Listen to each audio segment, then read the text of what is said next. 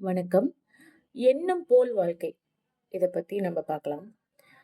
பொதுவா எண்ணம் போல் வாழ்க்கை அப்படிங்கிறது முதல்ல என்ன? கற்கால தமிழர்கள் நமக்காக விட்டு சென்ற அந்த வார்த்தை தான் எண்ணம் போல் வாழ்க்கை. இப்பலாம் நம்ம சமீபமா நெறைய விஷயத்துக்கு இந்த இந்த ஃப்ரேஸ யூஸ் பண்றோம். எண்ணம் போல் வாழ்க்கை. உதாரணத்துக்கு நமக்கு பிடிக்காதவங்க யாருக்காவது ஏதாவது கெட்டது நடந்துச்சா, "பாத்தியா அவன் எண்ணத்துக்கு தான் அப்படி நடந்துருச்சு" அப்படின்னு சொல்றோம்.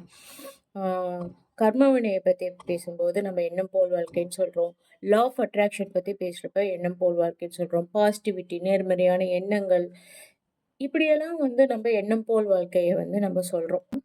எண்ணம் போல் வாழ்க்கை அப்படிங்கிற இந்த மிக முக்கியமான இந்த 3 வார்த்தைகள எதுக்கு நமக்காக விட்டு சென்றார்கள் அப்படின்னா, நமக்குள்ள தேடுறதுக்கு, உள்நோக்கி தேடுறதுக்கு. இந்த உள்நோக்கி இப்படிங்கிற வார்த்தை யார மாரி ஆளுங்களுக்கு புரியும் அப்படின்னா, இப்ப எங்க குருஜிக்கு புரியும். இந்த மாரி தியானத்துல தன்னை தானே உணர்ந்தவர்கள் இருப்பாங்க பாரு, அவங்களுக்கு புரியும். ஏன்னா, நம்ம எண்ணம், சொல், செயல் எல்லாம் வெளிநோக்கி சிந்திக்கிறப்ப, நம்ம கர்ம வினைகள ஈர்க்கிறோம். அதே நம்ம எண்ணம், சொல், செயல் அனைத்தும் உள்நோக்கி செயல்படுறப்ப வாழ்க்கையில ஜெயிக்கிறோம். அது என்ன உள்நோக்கி சிந்திக்கிறது? அது எப்படி உள்நோக்கி சிந்திக்கிறதுன்னா என்ன? நம்ப திங்க் பண்றோம் அவ்வளோதான். அது எப்படி உள்நோக்கி சிந்திக்கிறது? ஜென்ரலாவே நம்ப எண்ணம் போல் வாழ்க்கை இப்படிங்கிறத நம்ம ஃபாலோ பண்றோம். ஒரு பாசிட்டிவிட்டி ஃபாலோ பண்றோம். நம்ம பாசிட்டிவா இருக்கோம் அப்படின்னு நெனைக்கிறோம் அப்படின்னா, நம்ம என்ன பண்றோம்னா, எப்பலாம் அந்த நினைப்பு இருக்கோ, அப்ப மட்டும் தான் நம்ம ஃபாலோ பண்றோம். ஃபார் எக்ஸாம்பிள் யாராவது அ அப்போதைக்கு நம்ம யாரையாவது பார்த்தா உதவுறோம். ஒரு ஃப்ரெண்ட்ஷிப்க்கு ஹெல்ப் பண்றது. ஒரு ஹெல்பிங் டெண்டன்சிய நம்ம எண்ணம் போல் வாழ்க்கைன்னு நெனச்சுக்கிறோம். ஆ பொதுவாவே நம்மளுக்கு நல்லது நெனச்சுக்கிறது. ஃபார் எக்ஸாம்பிள் இப்ப எனக்கு ஒரு கார் வேணும் அப்டின்னா, அந்த காரையே நெனச்சுட்டு இருங்க. விஷுவலைஸ் பண்ணி பாருங்க. So you will get that car அப்டிங்கிற மாரிலாம் நம்ம புரிஞ்சு வச்சுட்டு, ஆ நம்ம லைஃப அப்படிதான் லீட் பண்ணிட்டுருக்கோம். இப்ப நம்ப தூங்கி எந்திரிச்சதுலேருந்து 24 மணி நேரம் இருக்கு. அதுல இந்த பாசிட்டிவிட்டிக்காக, இந்த எண்ணத்துக்காக நாம செயல்படுற நேரம் ரொம்ப, ரொம்ப, ரொம்ப குறைவான நேரம் தான். இப்ப எனக்கு ஒரு கார் வேணும். ஆ இப்ப எனக்கு நெனச்சதெல்லாம் நடக்கணும் அப்படின்னு வச்சுக்கோங்களேன். காரே வேணாம். எனக்கு என்ன நெனச்சாலும் நடக்கணும் அப்படின்னு வச்சுக்கோங்களேன். பாசிட்டிவிட்டிய பத்தியோ என் மைண்டுக்கு வருதோ, அப்ப மட்டும் தானே நான் பாசிட்டிவா இருக்கேன். மீதி நேரமெல்லாம் நான் என்ன பண்றேன்? யார பத்தியாவது நான் பேசுறேன். என் குழந்தைங்க கிட்ட பேசுறேன். என் குடும்ப சூழ்நிலைகள கவனிக்கிறேன். எனக்கு ஒரு ஆஃபீஸ் இருந்தா ஆஃபீஸ் ஆட்கள கவனிப்பேன். என்னுடைய வேலைய கவனிப்பேன். ஸோ இது எல்லாமே கண்டிப்பா கவனிச்சு தான் ஆகணும் இல்லைங்களா? அந்த டைம்ல ஒரு நொடியும் நம்மளால எண்ணம் போல் வாழ்க்கை பாசிட்டிவிட்டின்னு சொல்ல முடியுமா? நம்ம பாஸ் நம்ம முன்னாடி இருப்பாரு. நம்ம பாஸ்க்கு பயந்து பயந்து தான் வேலை செய்வோம். அந்த இடத்துல பயம்ங்கிறது அ ஒரு நெகட்டிவிட்டி தானே! இப்ப நம்ம ஒருத்தர பத்தி தப்பா நெனச்சா தான் நெகட்டிவ் அப்டின்ங்கிறது கிடையாது. நம்ம பயம், கோபம், டென்ஷன், அ அ படபடப்பு இது எல்லாமே நெகட்டிவ் தான். ஸோ இது எல்லாமே நம்ம தவிர்க்க முடியாம தானே கடந்துட்டுருக்கோம். அப்ப எண்ணம் போல் வாழ்க்கைங்கிறது என்ன?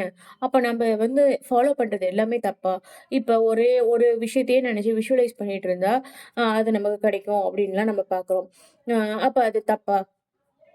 பாசிட்டிவா இருந்தா, ஆ நம்ம நெனச்சதெல்லாம் நடக்கும். நம்ம வாழ்க்கை நம்ம எண்ணப்படி இருக்கும். அப்படின்னு சொல்றோம். அது தப்பா? அப்ப எண்ணம் போல் வாழ்க்கைங்கிறது என்ன? இதுக்கு கர்ம வினைய பத்தி புரிஞ்சுக்கணும். நம்ப ஜெனரலா கோயிலுக்கு எதுக்கு போறோம்? நம்ப "சாமி அ என் கர்ம வினையெல்லாம் நீங்கணும். எனக்கு நல்லது பண்ணுங்க" அப்படின்னு சொல்றோமா? அப்ப கர்ம வினையெல்லாம் நீங்கினா நம்மளுக்கு நல்லதாகும் அப்படின்னு சொல்றோமா? அப்ப என்ன அர்த்தம்? நம்பளுக்கு கெட்ட கர்ம வினைகள் நமக்கு இருக்குன்னா, நமக்கு நல்லது நடக்காது அப்படின்னு அர்த்தமா? இப்பதான் நம்ம எண்ணம் போல் வாழ்க்கையும், கர்ம வினையும் சேர்த்து வச்சு பார்க்கணும். நம்ப யார பத்தியெல்லாம் பேசுறோமோ, யார பார்த்தெல்லாம் பயப்படுறோமோ, யார பத்தின கோபம் நமக்குள்ள ஆழ் மனசுல ரொம்ப வருஷமா இருக்கோ, அ யார் யார பத்திலாம் எப்பொழுதுமே டிஸ்கஸ் பண்ணிட்டு இருக்கோமோ, எப்பொழுதுமே காசிப் பண்ணிட்டு இருக்கோமோ, யார பத்தின ஜெனரல் ஐடியாஸ் பொலிட்டீஷியன்ஸ்னாவே இப்படிதான். நடிகர்கள்னாவே இப்படிதான். அ பக்கத்து வீட்டுக்காரங்க இருக்காங்களே, இவங்க இப்படிதான். அப்படின்னு ஒரு சில ஜெனரல் தாட்ஸ் வச்சுக்கணும். அந்த எல்லா தாட்ஸும் நம்ம கர்ம வினைகள ஈர்க்க தான் செய்யும். நம்ம கர்ம வினைகள நம்ம எஸ்கேப் பண்ணவே முடியாது. அப்ப என்ன அர்த்தம்னா, நம்ம திங்க் பண்ற ஒரு எண்ணமும், அந்த எண்ணத்தின் வெளிப்பாட்டாக வர்ற ஒவ்வொரு செயலும், அ நம் நம் எண்ணத்தின் வெளிப்பாட்டாக வர ஒவ்வொரு சொல்லும் நம்ம கர்ம வினை தான். ஆனா, நம்ம கோயில்ல போய் என்ன பிரார்த்தனை செய்றோம்? "சாமி நம்ம என்னுடைய கர்ம வினைகள் எல்லாம் நீங்கணும். எனக்கு நல்லது நடக்கணும்." அப்படின்னு சொல்றோம். ஆனா, நான் என்ன சொல்றேன்? நம்மளுடைய ஒவ்வொரு செயலும், ஒவ்வொரு எண்ணமும், ஒவ்வொரு சொல்லும் கர்ம வினை தான் சொல்றோம். அப்ப நம்ம கர்ம வினைகள 0 பண்ணிட முடியுமா? முடியவே முடியாது இல்லைங்களா? அப்ப நான் நெனச்சதெல்லாம் சாதிக்கலாம்னு சொல்றாங்களே, அது எல்லாமே பொய்யா? இவ்ளோ நாள் நான் தப்பா ஃபாலோ பண்ணிட்டு இருந்தேனா? அப்படின்னு நீங்க நெனச்சுக்க வேணாம். ஆ இதுக்கு ஒரு வெரி சிம்பிள் ஸ்ட்ராட்டஜி எங்க குருஜி சொல்லிக் குடுத்தது. இத நான் உங்களுக்கு சொல்றேன். என்னன்னா, நம்மளுடைய எண்ணம், சொல், செயல் இது எல்லாமே நம்ம அடுத்து என்ன பண்ணணும்? நம்ம அடுத்து என்ன பண்ணணும்? அப்படிங்கிறத நோக்கி இருந்துச்சுன்னா, நம்ம அனாவசியமா மற்றவர்களுடைய கர்ம வினையை ஈர்க்க மாட்டோம். நம்ப எது செஞ்சாலும் அத அன்பா செய்யணும். சிரிச்ச முகத்தோட செய்யணும். நமக்குன்னு ஒரு கடமை எப்பொழுதுமே இருக்கும். இப்ப நான் இங்கேருந்து எந்திரிச்சேன்னா, அடுத்து எனக்கு என்ன செய்யணுங்கிற கடமை ஆஸ் அ ஹியூமன் பீயிங் நமக்கு கண்டிப்பா தெரியும். அது ஒரு சின்ன வேலையா கூட இருக்கலாம். ஒரு போர்வைய மடிச்சு வைக்க வேலையா கூட இருக்கலாம். என் குழந்தைய போய் ரிசீவ் பண்ற வேலையா இருக்கலாம். அது ஏதோ ஒரு சின்ன வேலையா கூட இருக்கலாம். அத நான் செய்யணும். அவ்வளதான். இத நான் செய்யறப்ப, அடுத்தவங்கள பத்தி எந்த கம்ப்ளைண்ட்டும் இல்லாம, ஒரு அன்பா, ஒரு சிரிச்ச முகத்தோட செஞ்சா, நம்மளுடைய எல்லா கர்ம வினைகளும் நீங்கும். அப்படின்னு சொன்னா உங்களால நம்ப முடியுமா? ஆ ஏன்னா, நம்ம வேலைய, நம்ம கடமைய, நம்ம கண் முன்னாடி இருக்க கடமைய வித்தவுட் எனி கம்ப்ளைண்ட்ஸ் நம்ம செஞ்சா, நம்ம செய்யற விஷயத்த இன்னும் தெளிவா செய்ய முடியும். அத நம்ம அன்பா செய்யறப்ப, அதுக்கு உண்டான விழிப்புணர்வு மேலும் மேலும் நம்ம மைண்டுக்கு வந்துகிட்டே இருக்கும்.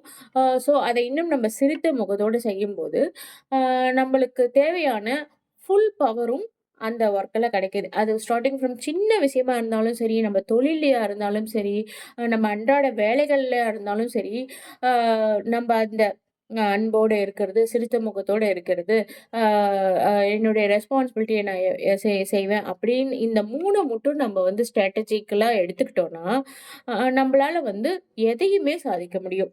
ஸோ, இத நான் எப்படி எனக்கு எடுத்துக்கிறேன்னா, என் லைஃப்க்கு இத நான் எப்படி எடுத்துக்கிறேன்னா, எப்பொழுதுமே ம் அ இப்ப அடுத்து நான் என்ன செய்யணும்? அடுத்து என்னுடைய வேலை என்ன? அடுத்து நான் என்ன செய்யணும்? அத நான் எப்படி அன்பா செய்யணும்?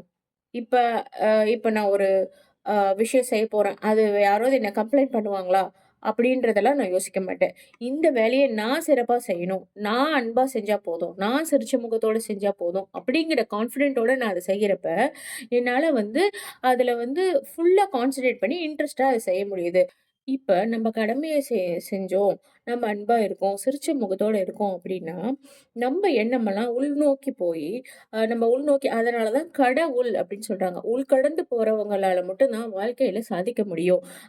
கடவுள் அப்படிங்கிறதே அதுதான். கடவுள் நம்ம கிட்ட தான் இருக்காரு. நம்ம கிட்ட தான் இருக்காருன்னு சொல்றது நம்மள உள்நோக்கி யோசி, உள்நோக்கி யோசி அப்படிங்கிறத தான் நம்ம சொல்றாங்க. கண்டிப்பா நம்ம எந்த வேலை செஞ்சாலும், அத நம்ப கடமையா இருக்கணும். ஆ நம்மளுக்கு நம்ம கடமைன்னா, சும்மா காசிப் பண்றது கண்டிப்பா நம்ம கடமையா இருக்காது. ஒருத்தர பத்தி நான் பயந்துட்டு இருக்கிறது கண்டிப்பா நம்ம கடமையா இருக்காது. பயப்படுற நேரம், அ நான் ஒரு நல்ல நான் நான் என்ன செய்யணும் அடுத்துங்கிறத நான் கான்சன்ட்ரேட் பண்ணி செய்வேன் அப்படின்னு சொல்லி. அதுதான் எப்பொழுதுமே நம்மளுக்குள்ள அடுத்து என்ன செய்யணும்? அடுத்து என்ன செய்யணும்? அப்படிங்கிறத யோசனையில நம்ம இருந்துகிட்டே இருந்தோம்னா, அனாவசியமான பயம் அந்த இதுல எல்லாம் நம்ம சிக்க மாட்டோம். அதே மாதிரி நம்ம எப்பொழுதுமே சிரித்த முகத்தோட இருக்கிறப்ப, நம்மளுக்குள்ள அந்த சியர்ஃபுல்லான அந்த பவர் நமக்கு ஆட்டோமேட்டிக்கா கிடைக்கும். நம்ம அன்போட இருக்கணும் அப்படின்னு நினைச்சோம்னா, நம்ம ஆட்டோமேட்டிக்கலி என்ன பண்ணுவோம், ஆ நம்மளுக்கு பிடிக்காதவங்கள விலகி வந்துருவோம். பிடிச்சவங்க கிட்ட நம்ம கான்சன்ட்ரேட் பண்ண ஆரம்பிப்போம். அதுதான் அன்போட இருக்கிறது. அப்ப எல்லாமே கூடி வருமா? நம்ம அனாவசியமான எண்ணங்கள எல்லாமே குறைச்சுட்டு, அ நம்மளுடைய அவசியமான எண்ணங்களை மட்டும் நம்ம யோசிக்க ஆரம்பிப்போம். அப்ப எண்ணம் போல் வாழ்க்கைங்கிறது வாழ்க்கையாகவே மாறி, நம்பளுக்குள்ள உள்நோக்கி, உள்நோக்கி யோசிக்கிறப்ப, நாம கடவுளாவே மாறி, நினைக்கிறது எல்லாமே நடக்க ஆரம்பிக்கும்.